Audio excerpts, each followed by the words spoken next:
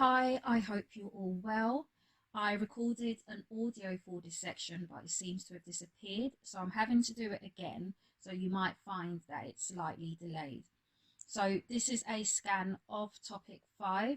If you, not scroll with me, but if you turn to page 75, the question we're answering today is question 5, which says applying material from item B, annual knowledge, evaluate the view that while Marxist and functionalist approaches focus on similar issues, they reach very different conclusions about the role of education.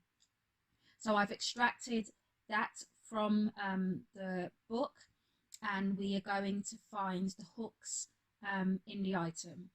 So item B, okay, says functionalists and Marxist sociologists are interested in similar aspects of the role of the education system.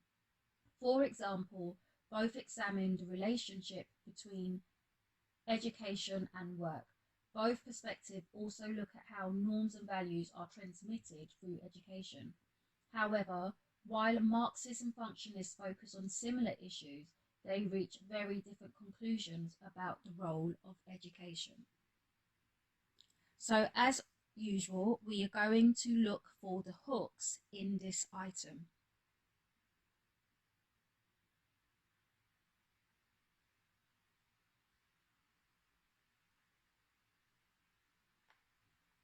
So the first hook I am going to highlight is, for example, both examine the relationship between education and work. So that's going to be one of the hooks. The second hook in turquoise is both perspectives also look at how norms and values are transmitted through education. And the third is they reach very different conclusions about the role of education. Okay, so we're looking at this document here, Q5 Essay 30 marker. So on to the examiner's advice. So spend 45 minutes on this question. As I've said, you can spend longer if you wish. The most effective way to tackle it is to use the similar issues and different conclusions. Okay, so I'm going to embolden that and make it red. So similar issues and different conclusions. Okay, something which is going to be included in our essay. Wording in the question to organise your answer. So that's going to be the foundation of everything you write. They look at similar issues in regards to education, so what the function of education is, but they arrive at different conclusions. First, identify the similar issues Marxists and functionalists focus on. So for topic 5, they do include neo-Marxist views, but we are not going to refer to that because it's an argument between Marxism and functionalism. These include the teaching of values, preparation for work, role allocation, and unequal educational outcomes. So what we're going to do is have a look at the document that's been converted and just have a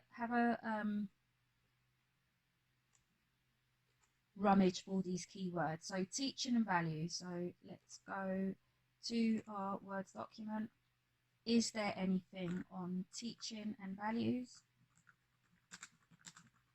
And again, to do a search, you press Control F, Control find. Okay, nothing as such. So maybe if I just do values.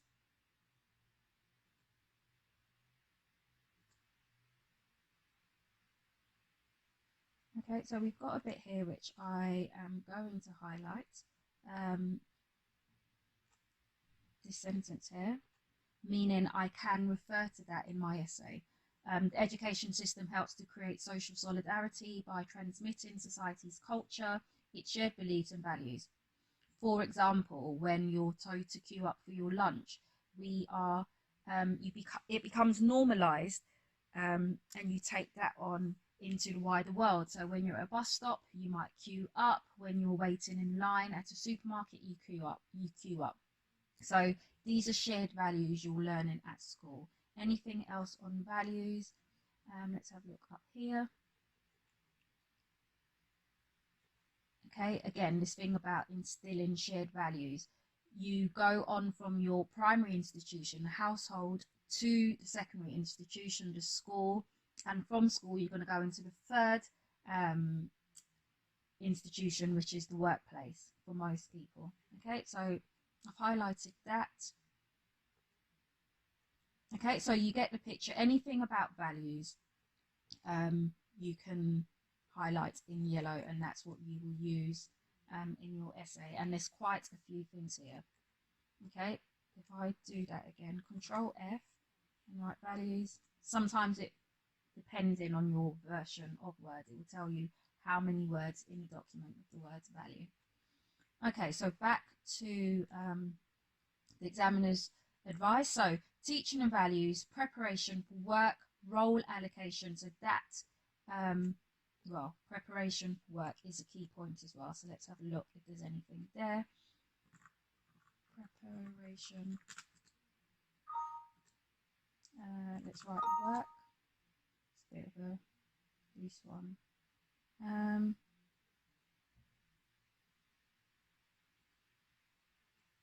Let's write prepare maybe.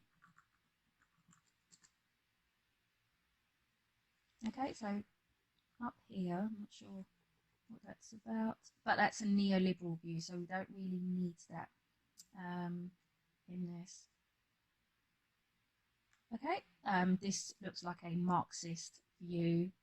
Schooling prepares working class pupils for their role as the exploited workers of the future. Again, if you refer to Bowles and Gintis with this hidden curriculum, how it prepares people or prepares students for work. So you've got your usual subjects you learn, and then you've got a hidden curriculum, which is where it's instilling values in you, the ideology. Putting your hands up when you wish to talk, asking for permission, the signs you see throughout a school. Again, these are things you will see in the wider world, so you become used to these things that you see at school. Okay, so back to the document. Role allocation, highlight, and back to the document. Is there anything about role allocation? Absolutely. I'm just going to write allocation. Okay, so there's Davis and Moore. Okay, under functionalism, anything else? Okay, so you've got a section there, and again, remember AO1 skills, so you can say Davis and Moore, refer to role allocation, and just develop that point further. I will recap on the peace method. Okay, and then unequal educational outcomes. So that's particularly, well, both theories agree that there are different educational outcomes. For the Marxist perspective, the middle class, upper class, bourgeoisies, they have an education that's far superior to the lower class, working class, proletariat. Therefore, when they go into the place of work, the middle class students will be in a job that pays much more than a proletariat student or working class student. One is able to go to a private school or a grammar school, whereas the other one can only go to a state or comprehensive school. And then the functionalist perspective, however, would be some people are naturally suited to a particular role. So someone is suited to the role of a janitor or a bus conductor, whereas someone's suited to the role of a physician or a doctor or a lawyer. Okay, so that's what you should be doing throughout the essay, going back and forth between the different theories. Present a Marxist versus functionalist account. This will build a strongly evaluative answer. Creating a chain of reasoning, I will recap on the peace method. For example, both perspectives see education as important in establishing a person's status. Your 20-mark essay, again, there are parts of that you can apply to this. In terms of a person's status, education legitimates, let me look at the wording. Education reproduces and legitimates social class inequality. Both theories speak on that. For functionalists, we achieve status through our individual efforts. Meritocracy is definitely a keyword I would like to see in your essay. So again, Control F, meritocracy. Okay, so that can be included in your essay. I think that's still under meritocracy. Let's have a look. Yeah. Okay, so that paragraph there, I would go back and just have a quick look at what it says. Okay, meritocracy is the idea that there's a carrot at the end. You get out of something what you put in. So some people are naturally more studious. They will be the ones who leave the education system with good qualifications. And then there are other students who just are not naturally as studious, and they will leave with lesser qualifications. But there's a job for every person. Whereas Marxists, our class background determines our status, use evidence from studies such as Durkheim, Parsons, Davison Moore, Althusser, Bolton-Gintis, Willis, and develop the points. Okay, so these are sociologists that you should refer to. Maybe you don't want to refer to all of them because I would rather you did depth than breadth, but Durkheim definitely would be the first person you refer to in terms of education. Durkheim and Parsons equally. And then you've got Davison Moore.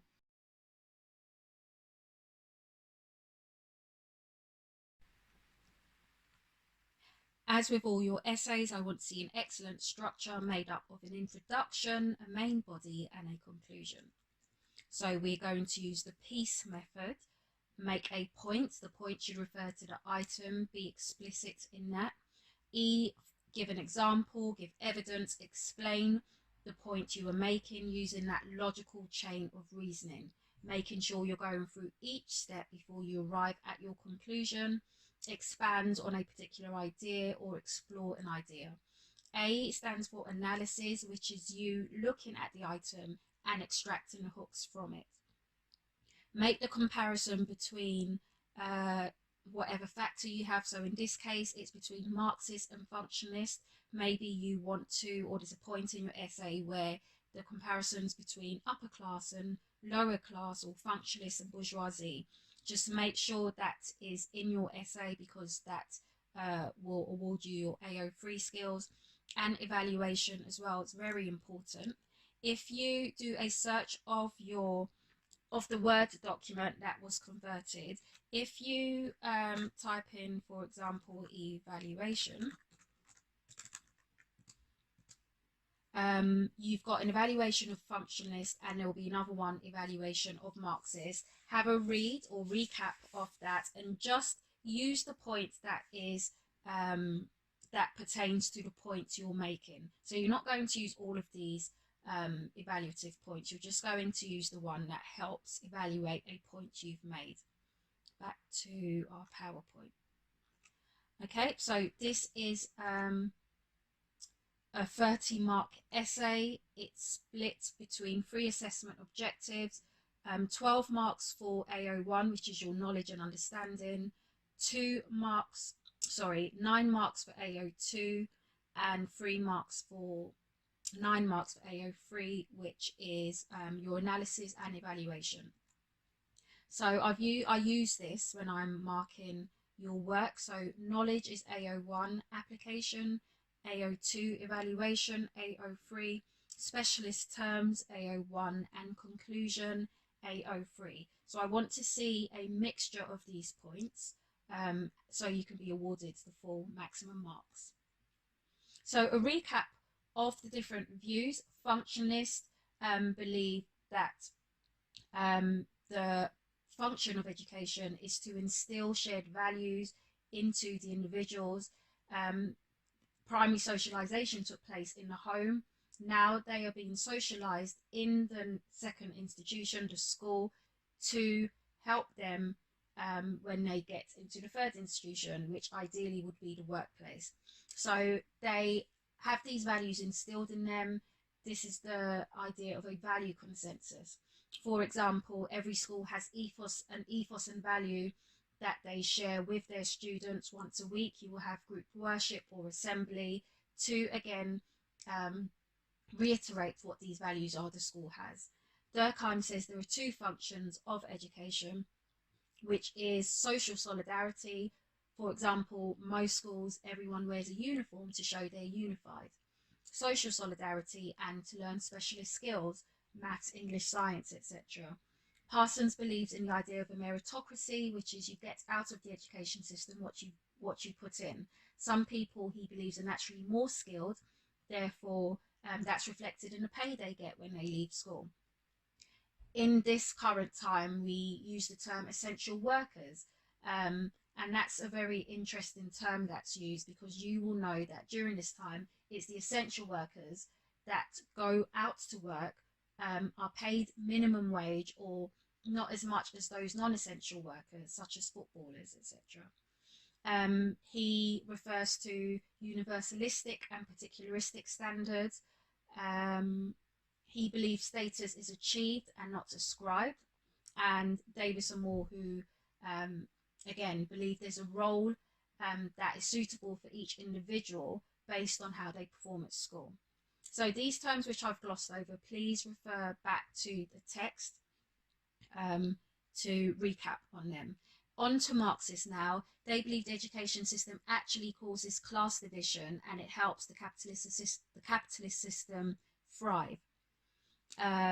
For example, some students will go to a private school, whereas some will go to a state school. So the value of education, or the type of education they get, is going to be vastly different.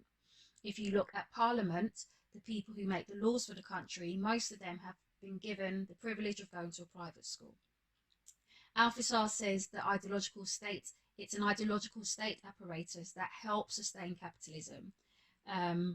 Bowles and Gintis believes that the school mirrors the workplace. So there are certain things that are done at school you can expect to happen at work. For example, schools value being on time, looking smart, wearing uniform, not answering back to authority.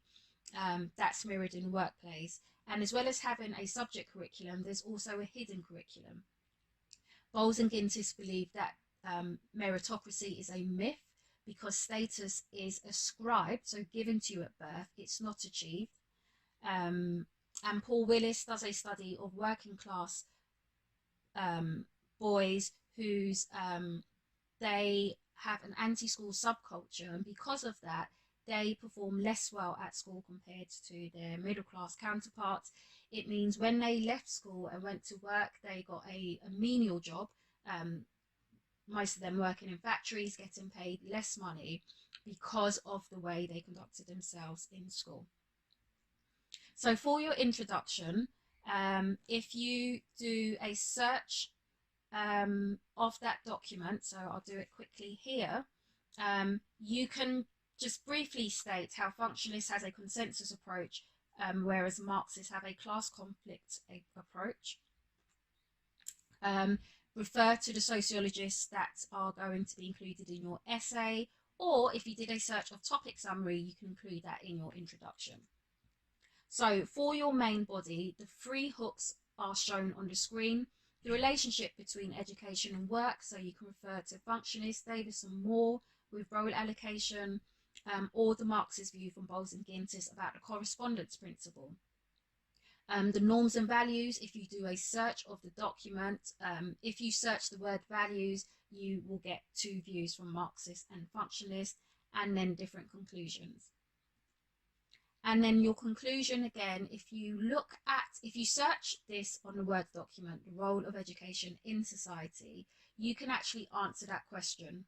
As you are in the education system, you should have a view.